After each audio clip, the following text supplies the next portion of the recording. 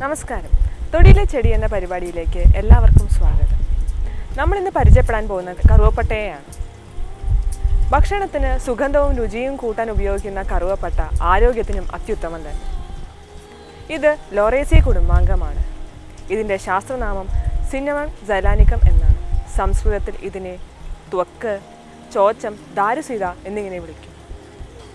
1800 മീറ്ററോളം ഉയരത്തിലുള്ള സ്ഥലങ്ങളിലാണ് ഇത് കൂടുതലായി വളരുന്നത്. നിത്യഹരിത വനങ്ങളിലും മഴക്കാടുകളിലുമാണ് ഇത് കൂടുതലായി വളരുന്നത്. ഇത് ഒരു ഇടത്തരം വൃക്ഷമാണ്.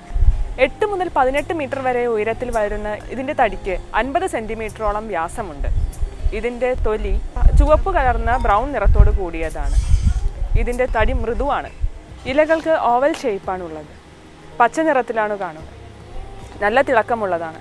പുഷ്പങ്ങൾ ചെറുതാണ്. ഫലങ്ങൾ ബെറികളാണ്. പർപ്പിൾ നിറത്തിലാണ് കാണുന്നത്.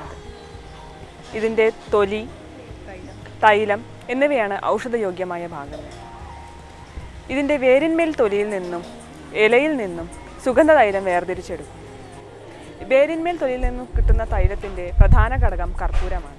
ഇലയിൽ നിന്നുള്ള തൈലത്തിന് മഞ്ഞയോ മഞ്ഞ കലർന്ന ചുവപ്പ് നിറമോ ആവാം. അതിന് രൂക്ഷമായ മസാലയുടെ ഗന്ധമാണുള്ളത്. ഇത് ആർത്തവ സംബന്ധമായ രോഗങ്ങൾക്കും നല്ലതാണ്. ഇത് ഉന്മേഷം കൂട്ടുവാനും ബുദ്ധിശക്തി വളർത്തുവാനും നല്ലതാണ്. ഇതിൻ്റെ കൂടുതൽ ഔഷധ പ്രയോഗങ്ങൾ ഡോക്ടർ CM ശ്രീകൃഷ്ണൻ നമ്മളോട് വിവരിക്കുന്നതാണ്.